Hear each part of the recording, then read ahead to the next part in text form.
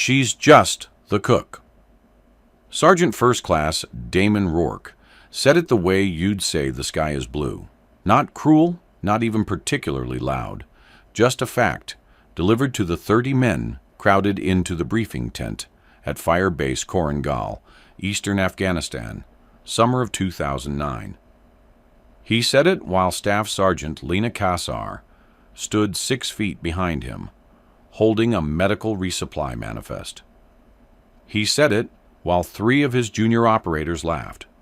Not because it was funny, but because Rourke was laughing. And in that tent, you laughed when Rourke laughed. He said it while she was close enough to smell the dust on his fatigues, close enough to hear every syllable land like a boot on gravel. And Lena Kassar did something that would have confused every person in that room if they'd been paying attention. Nothing. Her hands didn't tighten on the manifest. Her jaw didn't set. Her eyes moved across Rourke's back, the way a surveyor's scope moves across terrain, measuring, cataloging, already somewhere else entirely. Because she knew something about the next 48 hours that Damon Rourke would spend the rest of his career trying to understand.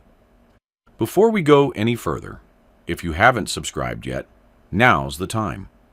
Drop your city in the comments and stay until the end of this one, because the moment 400 men pinned down under fire hear one single rifle shot echo across a valley and watch an entire enemy machine gun position go dark at 1,100 meters, and then find out who pulled the trigger, you're going to want to see how far this story travels. Fire Base Korangal sat in a valley that cooked, not warm, not hot, cooked the way a clay oven cooks, radiating heat from the ground and the walls and the air itself until breathing and swallowing became the same act. The mountains on 3 sides were the color of old bone. The fire base was large, a joint operations hub housing 4 SEAL platoons, 2 Army infantry companies, a Marine advisory element, and a support detachment. Over 400 personnel spread across a hardened compound that controlled the only road connecting 3 forward operating bases to the main supply route. Lena Kassar had arrived 18 days earlier on a logistics rotation, assigned to support operations. Her paperwork said supply management. Her MOS said 68W, combat medic. What her paperwork didn't say, what nobody at Korangal had reason to know, was that she'd completed the Special Operations Combat Medic course at Fort Bragg, qualified expert on the M110 semi-automatic sniper system, with a documented first-round hit probability at 800 meters that her instructor had called clinically obscene. She'd grown up in the mountains outside Flagstaff with a grandfather named Asa Kassar, Marine Scout sniper, Vietnam, who'd started teaching her to shoot at 9 years old and who said the same thing every time she settled behind a rifle. Stillness first, then the world gets slow. Asa had been dead 3 years. His voice had not gone anywhere. Nobody at Fire Base Korangal asked about her qualifications because nobody thought she had any worth asking about. She ran inventory, organized medical resupply, maintained equipment manifests. She ate in the same mess as the operators, but sat at the end. And when she did, conversations shifted, not stopping, just adjusting register, the way men do when they remember a woman is present. Chief Petty Officer Nolan Falk was the team's lead sniper, a quiet Montanan with hands that looked too big for precision work until you watched him use them. He'd seen Lena disassemble and reassemble an M4 one morning, not practicing, just occupying her hands. And he'd watched her do it blindfolded fast, every pin seated, muscle memory so deep it had gone past skill into language. He hadn't said anything, just filed it. 2 days before everything changed, he found her checking medical kits behind the motor pool and sat down across from her. "Where'd you learn to work equipment like that?" She was quiet for 4 seconds. "My grandfather was a Marine." Falk nodded slowly. "Mine was Army, 68th evac." Between them passed the particular recognition of two people who had spent their lives being invisible in rooms full of noise. Commander Erich Stahl ran the firebase the way a man runs a team when he's good at everything except seeing what's directly in front of him. Decent, competent. He had never once corrected Rourke. On a Tuesday afternoon, a supply clerk named Corporal Adisa Tegain, 20 years old, born in Addis Ababa, raised in Silver Spring, Maryland, planning to propose to his girlfriend when he got home in 43 days, stopped by Lena's workspace to pick up a parts requisition. He watched her calibrating a rifle scope on the repair bench. She dialed it with a precision that made him tilt his head. "You hunt?" he asked. She looked up. "Something like that." Tegain shrugged and left. Thursday, 04/11. The fire base was asleep. 412 personnel, in various states of unconsciousness. Some in racks, some on cots, some in vehicles waiting for a dawn patrol. The mountains held the night's chill. The perimeter was quiet. The guards were on rotation. The road east was empty. The first mortar round hit the vehicle yard at 0413. The sound was not an explosion. It was a compression. The air shoved aside. And then a fireball climbed out of the motor pool, and the secondary explosion started as fuel cans caught and ammunition cooked off in the burning vehicles. The second mortar round hit 12 seconds later, closer to the barracks. The third hit the communications tower, and the primary antenna array collapsed in a shower of sparks and sheared steel. Then the gunfire started, not scattered, not probing, disciplined, interlocking fields of fire from elevated positions on 3 ridge lines, east, west, and north, a coordinated assault that turned the fire base into a kill box. The volume of incoming fire said 100 fighters, maybe more, organized, prepared. They had been watching, and they had chosen the hour when 400 men were at their most vulnerable. The fire base erupted into chaos. Men scrambled from racks in various states of dress, grabbing weapons, sprinting for fighting positions along the perimeter walls. Mortar rounds kept falling, a sustained barrage that cratered the open ground between buildings and made crossing the compound a dice roll with fragmentation. The perimeter positions returned fire, but the ridgeline fighters were elevated and entrenched, and the fire base's crew-served weapons were struggling to reach them effectively. The North Ridge was the worst. A DSHK heavy machine gun had found the range on the main gate and was hammering it with rounds that punched through the sandbag emplacements like paper. 2 Marine advisors were down in the first 90 seconds. An Army platoon trying to reinforce the north wall took 3 casualties crossing open ground. Rourke's SEAL element was pinned behind the operations building. His voice hit the radio net, clipped and professional, despite the chaos. "All stations, this is Viper 6. We have coordinated assault from 3 axes, heavy automatic weapons North Ridge, mortars continuing, multiple casualties. Request immediate air support." The response came back in 30 seconds. Weather ceiling too low for close air. Earliest rotary wing 45 minutes. 45 minutes. In a firefight that was already 90 seconds old, and had already produced a dozen casualties. Rourke's face, lit by the firelight from the burning motor pool, went flat. The problem was the DSK. Everything else, the rifle fire, the RPGs, even the mortars, was survivable behind the fire base's hardened positions. But the DSK on the North Ridge was methodically destroying the defensive emplacements. Every time a crew-served weapon tried to engage north, the DSK walked fire across the position and drove the gunners down or killed them. It was the keystone. Kill the DSK, and 400 people could fight back. Leave it, and the fire base would be dismantled one position at a time. The DSK was at 1,100 meters, elevated, in defilade behind rock. The fire base's designated marksmen couldn't reach it. Their platforms topped out at 700 meters effective.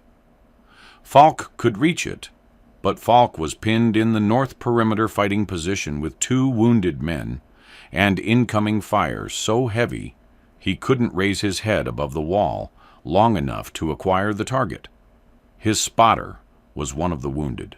And in Commander Stahl's Tactical Operations Center, partially collapsed from a near-miss mortar round, Stahl stared at the situation board and understood. He needed a sniper who wasn't pinned. He needed someone who could reach 1,100 meters. And the only person in the fire base with that qualification who wasn't currently under direct fire was in the logistics building, 80 meters south. The person his team called the cook. Stahl stared at the wall for 6 full seconds. His hand found the radio. His jaw worked. He closed his eyes, opened them. Kassar, this is Korengal Actual. 3 words that cost him something he would never fully calculate. You are weapons free. I say again, you are weapons free from your position. Get me that DSHK. In the logistics building, Lena Kassar was already moving. She had been moving since the first mortar, pulling the rifle case she kept beneath her workbench, the M11. Oh, she maintained herself, that she cleaned every 3rd day, that no one had ever asked about because no one had ever imagined she might need it. She opened the case. The rifle settled into her hands, the way language settles into a native speaker's mouth. She keyed her radio. Korengal Actual, Kassar copies, moving to position. Her voice was flat, clinical, stripped of everything except information. In the TOC, 2 operators standing behind Stahl exchanged a look. They had never heard her speak on a tactical frequency. And on the firebase net, Sergeant First Class Damon Rourke heard it. He heard her call sign. He heard her voice, calm, precise, completely unrecognizable as the woman he'd dismissed for 18 days. He was crouched behind the operations building with rounds cracking over his head. And for 3 full seconds, he didn't speak. His mouth opened and closed. The radio hissed. The men around him watched Rourke's face do something none of them had ever seen. Something between confusion and the first splinter of understanding. Then he keyed the mic, and the silence, before he said her name, was the loudest sound on the frequency. Kassar! His voice was hoarse, not commanding, not mocking, just her name, stripped of everything he'd built around it. Kassar, this is Rourke. The DSHK is North Ridge, bearing 015, 1,100 meters, behind the rock formation. If you can see it, we need you. The word he didn't say was please. Every person on the net heard it anyway. Lena low-crawled from the logistics building to the fire base's south observation platform, a sandbagged position on elevated ground that gave her a sight line to the North Ridge across the entire compound. Mortar fragments rained around her. A round detonated 30 meters to her left, and the concussion shoved her sideways, dirt and gravel peppering her face. She kept crawling. Her grandfather's voice, steady in her head. Stillness first, then the world gets slow. She reached the platform, settled prone, shouldered the M110, and pressed her eye to the scope. The North Ridge was 1,120 meters away. Wind from the south, 7 knots. Temperature climbing, mirage shimmer, starting in the lower third of the scope picture. She could see the DSK's muzzle flash, a steady pulse, methodical. The gunner walking fire across the north wall with the patience of a man who believed he was untouchable. Below her, the fire base was burning. She could hear 400 people dying by degrees, the sharp crack of AK rounds, the deeper hammering of the DSHK punching through sandbags, the screams of wounded men, the pop, pop, pop of return fire that wasn't reaching the ridgeline. The sound layered over itself like a living thing, chaotic and enormous.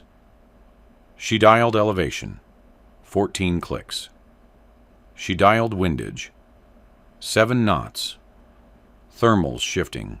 She performed the math the way her grandfather had taught her, not consciously, not with formulas, but with the body's own calculus, the integration of breathing and heartbeat, and the nearly imperceptible rock of the earth. She exhaled half a breath, held. The crosshairs settled on the DSHK's muzzle flash through wavering heat shimmer. 1,120 meters, through shimmer. On a target she could barely resolve. She fired. One shot. The sound of it was different from everything else on that battlefield. Not the rapid chatter of automatic weapons, not the crump of mortars, but a single clean crack that cut across the valley like a blade across glass. It rose above the noise, the way a church bell rises above traffic. Singular, unmistakable, belonging to a different category of intent. The round traveled for 1.5 seconds. 1.5 seconds in which the DSHK fired 3 more bursts, in which 2 more sandbags exploded on the north wall, in which a Marine corporal pressed his face into the dirt and prayed to a God he hadn't spoken to in 4 years. Then the DSHK went silent. Not a pause, not a reload. Silent the way a machine goes silent when the man operating it is no longer alive. The hammering that had been the heartbeat of the assault, the deep, rhythmic, bone-shaking concussion that 400 people had been living inside for 6 straight minutes, simply stopped. And what replaced it was something none of them were prepared for. On the north wall, a sergeant who'd been pinned for 4 minutes with his face in gravel lifted his head and heard nothing from the ridge.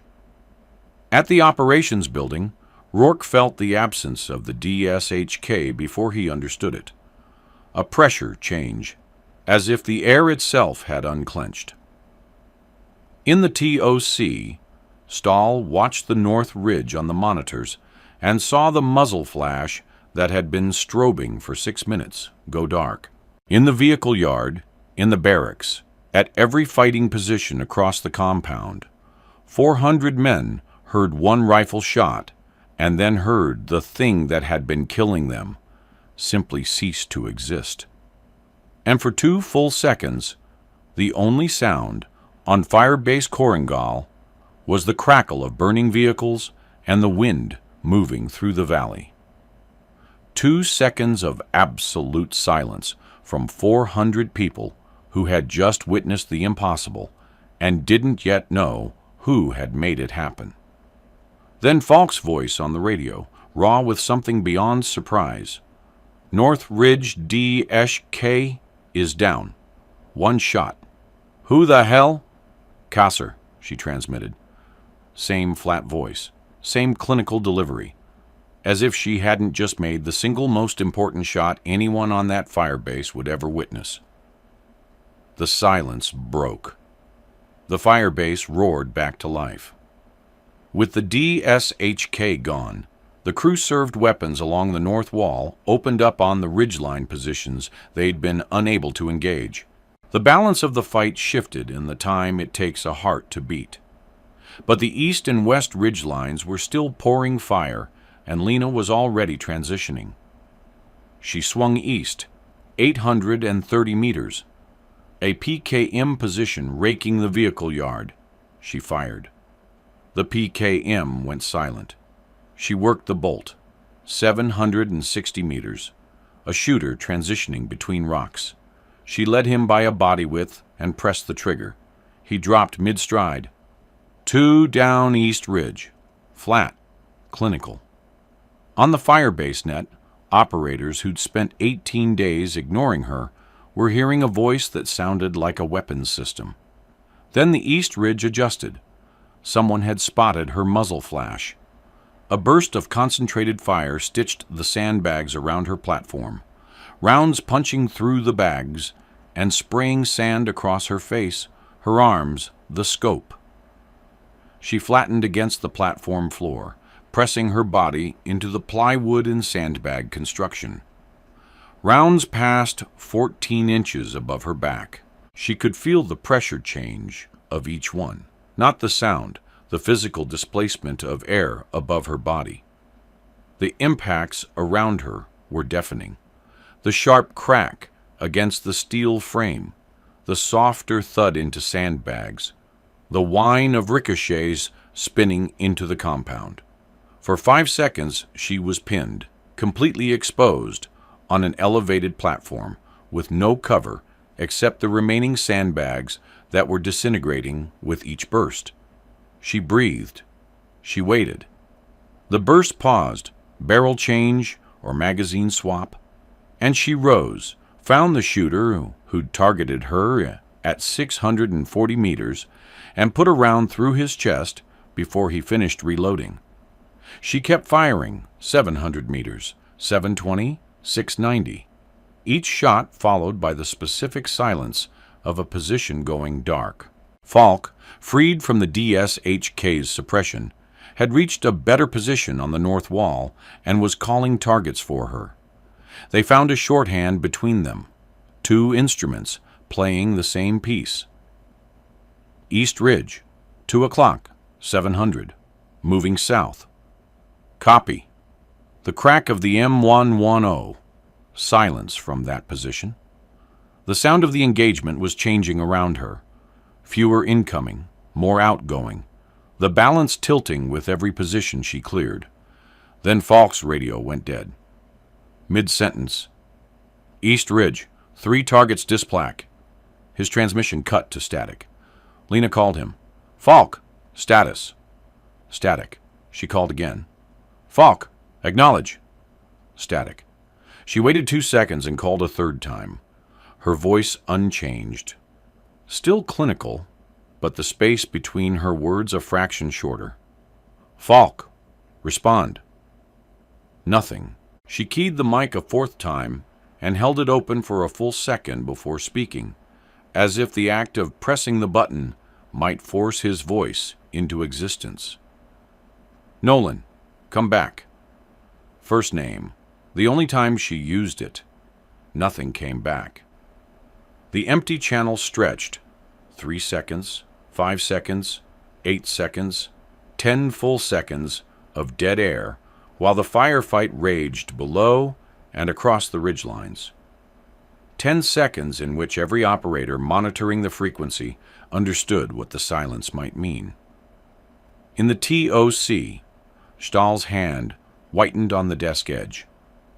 On the north wall, 2 operators who'd been working beside Falk looked at the place where he'd been and saw only smoke and debris from a mortar impact that had hit 10 meters from his position. The crater was still smoking. The wall where Falk had been shooting was scorched black. Rourke, behind the operations building, heard the silence, and his face went still. in a way his men had never seen. Not the stillness of command, but the stillness of a man confronting the possibility that someone he'd just learned to see had already been erased. The static hissed. It had the texture of dread, thick, physical, the kind you can taste at the back of your throat. Every unanswered call was a door opening onto something nobody wanted to look through. Lena's finger stayed on the transmit button. Her breathing didn't change. Her scope didn't waver. But her left hand, the hand not on the rifle, had closed into a fist against the sandbag, and the knuckles were white. Then Falk's voice, strained, coughing, barely audible through damaged equipment. "Cassar, I'm up. Mortar. Close. Ears ringing. I'm up." The sound on the net was not cheering. It was 12 separate exhalations that sounded like one. Lena's left hand opened. She said nothing. She went back to work. Her ammunition was running low. She had started with 40 rounds. She counted 14 remaining. 19 shooters confirmed down, including the DSHK gunner. The East Ridge fire had dropped to sporadic, 3, maybe 4 positions still active. She could hear the difference now. The disciplined assault had become survival. The remaining fighters were trying to leave. She made every round surgical, 680, 710, 740. Each shot placed with the economy of a woman who knew exactly how many rounds she had left. One shooter, smarter than the others, had found a position behind a rock outcropping with partial defilade. He was firing accurately, keeping an army squad pinned in the open. She watched him through the scope for 15 seconds, tracking his rhythm.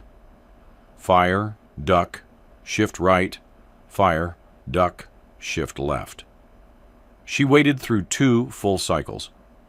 On the 3rd shift right, she was already on the trigger. 750 meters. He never completed the shift. The final engagement was the hardest. 2 fighters had moved to a position directly above Falk's section of the north wall, close enough to drop grenades onto the wounded men sheltering below. The range was short, 400 meters, but the angle was nearly vertical, the targets partially obscured by the ridge edge. She had 4 rounds left. The fighters were crouching, preparing. She could see the grenade in one fighter's hand. She adjusted for the steep angle, gravity working with the bullet instead of against it. She fired twice. Both dropped.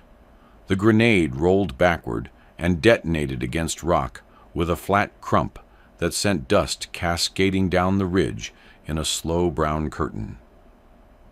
The sound of it falling was the last offensive action of the assault. Engagement complete. 2 words against 14 minutes of chaos. 26 rounds fired. 24 confirmed kills. The longest shot, 1,120 meters, through heat shimmer. The fire base went quiet. Not peaceful, but quiet the way a body goes quiet after a fever breaks. She slung the M110 across her back and opened her medical kit. Same hands, same precision, different purpose. The transition was immediate. The woman who had killed 24 men in 14 minutes was gone, replaced by something entirely different, but built from exactly the same materials. She reached the north wall in 90 seconds, low and fast, across open ground that still smelled like cordite and burning rubber. Falk's section had 3 wounded, 2 Marines and Specialist Jonah Erickson, Falk's driver from the motor pool who'd been running ammunitions to the wall when the mortar hit. Erickson was 23, from Duluth, Minnesota. He had a sister named Britt getting married in October. He'd already bought his plane ticket home. He had a shrapnel wound in his left thigh that was pumping blood in rhythmic surges, and his face was the particular gray-white of a young person who understands for the first time that his body can betray him. He looked up at Lena with eyes too wide and too young and said, "Am I going to die?" "No," Lena said. Not reassuring, not hopeful. A fact. The way you'd say the sun rises in the east. "You're going to walk your sister down the aisle, but I need you to keep talking to me. Tell me about the wedding." She applied a tourniquet to his thigh wound with the speed of someone who has done it 1,000 times, her hands steady, packing the wound, while Erickson talked, haltingly, through clenched teeth, about Britt's fiancé and the venue in Duluth and the suit he'd ordered online that probably wouldn't fit right. She started an IV line, without interrupting him, checked his vitals every 30 seconds with the same metronomic precision she'd used to clear the ridgelines. Falk held pressure where she told him. Erickson's color stabilized. His breathing steadied. His eyes focused on her face and stayed there, anchored to the certainty in her voice like a man holding a rope in dark water. She treated the 2 Marines next, then moved to the east perimeter, then the vehicle yard, working her way across the fire base for the next hour, treating 11 wounded with the methodical care of a woman who understood that the hands that take life and the hands that save it are the same hands, and that the difference is a choice you make every single time. Back in the operations center, rebuilt with a tarp and 2 folding tables, the after-action data was circulating. 24 confirmed kills. Single operator. 14 minutes. Maximum effective range 1,120 meters. 1 shot on the DSAK that had changed the entire battle. Numbers that didn't fit any template the men in that room carried in their heads. Lena stood in the same room where Rourke had called her the cook. Same walls, same faces, different silence. She was cleaning the M11. Oh, not looking at anyone, not performing for anyone. Rourke crossed the room. Each step cost him something visible. His shoulders dropping from their habitual width. His chest caving slightly inward, as if making room for something he hadn't carried before. He stopped in front of her. She looked up from the rifle. "What I said. What I've been saying since you got here." His voice was stripped down to its framing, and the framing was thin. "It wasn't just wrong about your skills." He stopped. His jaw worked. He looked at the floor, then forced himself back to her eyes. "It was wrong about you, about who you are. I looked at you and decided what I saw, and that decision was about me, not you. And I let other people build on it, too." His voice cracked on the last word, a hairline fracture, in the structure of a man who had spent his career being the loudest person in every room, standing in a room where he was now the smallest. "I don't expect you to forgive that?" Lena was quiet for exactly 4 seconds. "I know." 2 words, not forgiveness, not vindication. The acknowledgement of a woman who had known, since the first day, exactly who she was, and had never needed Damon Rourke to confirm it. 40 minutes later, Stahl found Lena in the medical station restocking the kits she'd emptied. He stood in the entrance for a long time. She knew he was there. She kept working. Stahl sat down on a supply crate, deliberately, placing himself below her eye level. He put his hands on his knees and stared at the floor between his boots. You could see him arriving at something. Not a speech, but a piece of self-knowledge that had been there all along, buried under the convenience of not looking. He breathed out. His eyes were bright in a way that had nothing to do with the overhead lamp. "I let this happen," he said. "Not to her, to the room, to the institution. Not just Rourke, the way you were treated, the way your work was invisible, the way this fire base operated around you like you were furniture. That's on all of us. That's on me." He pulled a folded document from his vest, a formal recommendation for reassignment to a direct action element, her name at the top, his signature at the bottom. He set it on the crate. "You belong on the line." Not praise, not apology, recognition. Soldier to soldier. When everything else has been burned away. 3 days later, Private First Class Decker, 22, the one who'd borrowed Rourke's jokes the way you borrow a jacket, was in the mess tent when a new rotation specialist made a comment about the logistics girl getting a combat reassignment. "Probably knew somebody," the specialist said, grinning. Decker set his fork down. "Her name is Staff Sergeant Kasser. She killed the DSHK that was shredding our north wall and then cleared 2 ridge lines in 14 minutes and saved every person on this fire base, including me. If you call her logistics girl again, you and I are going to have a problem." The specialist stopped grinning.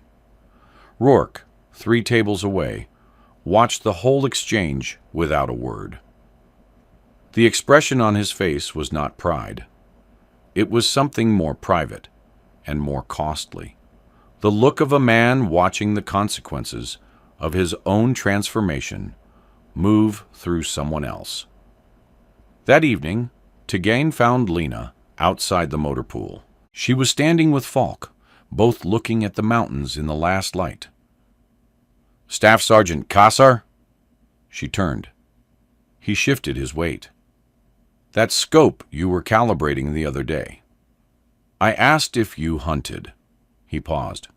"You weren't calibrating for hunting." It wasn't a question. She shook her head. Tegane looked at her for a long moment, revising a memory, and finding it meant something entirely different. "You saved all of us," he said. Simple, direct. The voice of a 20-year-old who hadn't learned to complicate the truth. Lena looked at Falk. Between them passed the faintest warmth. Not a smile, nothing that performative, just the briefest softening around the eyes. The particular communion of 2 people who'd spent their lives being invisible and had found, in the worst 14 minutes of their careers, that silence was its own language. The following week, Lena transferred to a direct action element 50 kilometers north. On the morning she left, Rourke was standing by the vehicle. He extended his hand. She took it. The handshake lasted 1 second too long, a man holding on to the physical evidence that the person in front of him was real, and that the distance between who he had been and who he was trying to become could be measured in the grip of a hand he once wouldn't have offered. Lena climbed into the vehicle. She placed the M110 case between her feet and her medical kit beside her. And as the vehicle pulled away from Fire Base Korengal and onto the road threading between the ridgelines, she looked at those old, bone-colored mountains, mountains that had watched everything and remembered nothing. And her eyes were level, and her hands were still, and what she felt was not triumph, not vindication, not the satisfaction of having proven anything to anyone. What she felt was the particular piece of a woman who had been exactly who she was when it mattered most. And that was enough. It had always been enough,